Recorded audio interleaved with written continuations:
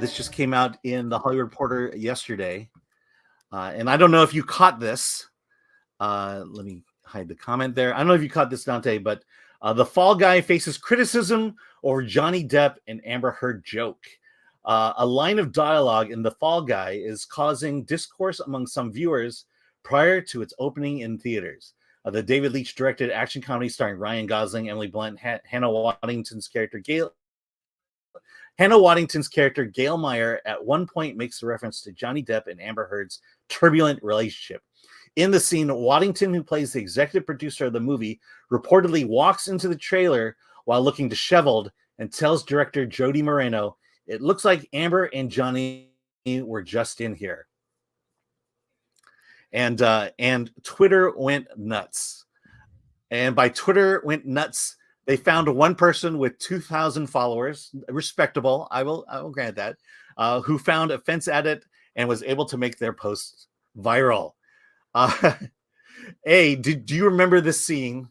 And B, is it a big deal, or am I right about the nature of social media? You know what's funny is I remember the scene. I don't remember her saying that at all. And because if she said it, it was very quick. Mm-hmm. And the fact that this was a whole article written about this tells me that this writer has an agenda. Yeah, I mean, this is the Hollywood Reporter, and well, either that, or it was a very slow news day. I tweeted about this. Yeah, well, if you're at UCLA, it wasn't a slow news day, but I'll say this: what I tweeted about this was I basically said, regarding the joke, detestable. That's debatable, but my thing was, don't apologize for this. I hope the director David Leitch. I hope Ryan Gosling. I hope no one apologizes for this joke, and if anything, just own the joke. You made the joke. It may or may not have been slightly distasteful. Not only did you make but the just joke, move on. We just can't. Oh, was that? I was gonna say not only did they make the joke, but okay. the joke made it into the final cut of the film. So yeah, at this point, don't apologize. Right? You had plenty of time to take that out, and you kept it in there, right? For the final cut of the film. So don't backtrack it now. Absolutely. Yeah, absolutely. I mean, let's say it was distasteful. Let's say it was rightfully offensive. I'm at this point now where A, I don't care anymore. B, I like people who are imperfect.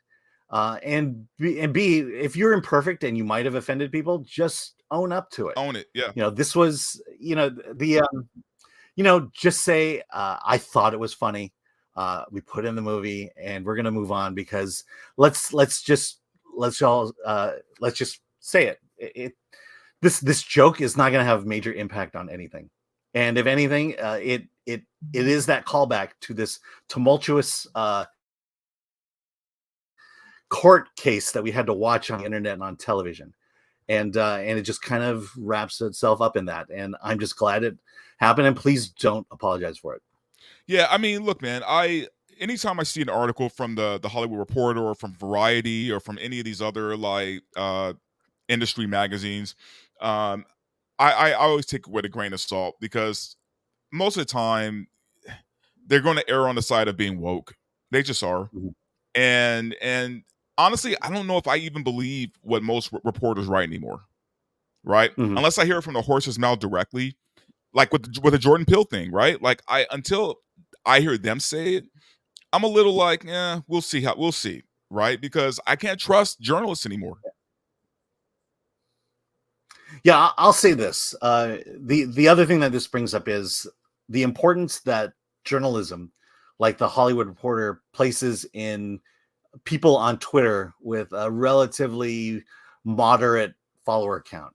I looked up the original post. The person had like 2.3 thousand followers. I have less.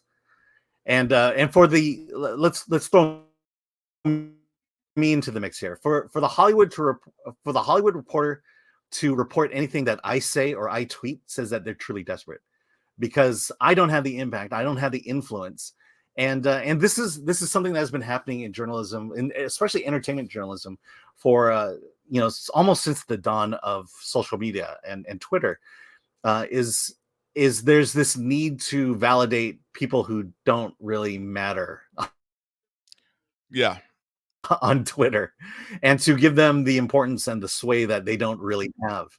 And and you see it early. You saw it early on with politicians, where hey, you said this, but the internet is ablaze, and they're offended by what you say. What say you? And my response now is, who is this person? Why does Right. this person matter? And the same thing about me. Who is Alan Ng? Why should I care what my pal Al says on Twitter? Look, That's the if I kind say of thing. something wrong, I will apologize. Other than that, I don't take back anything I say ever, unless I'm wrong about a fact. If I'm wrong about a fact, I will gladly correct myself and apologize if I get it wrong. If I'm stating an opinion, I will never apologize for my opinions. I just won't.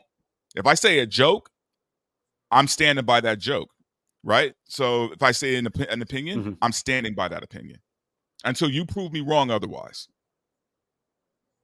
Mm-hmm. But here's the thing: Also, we're talking about the film industry, so. Mm-hmm.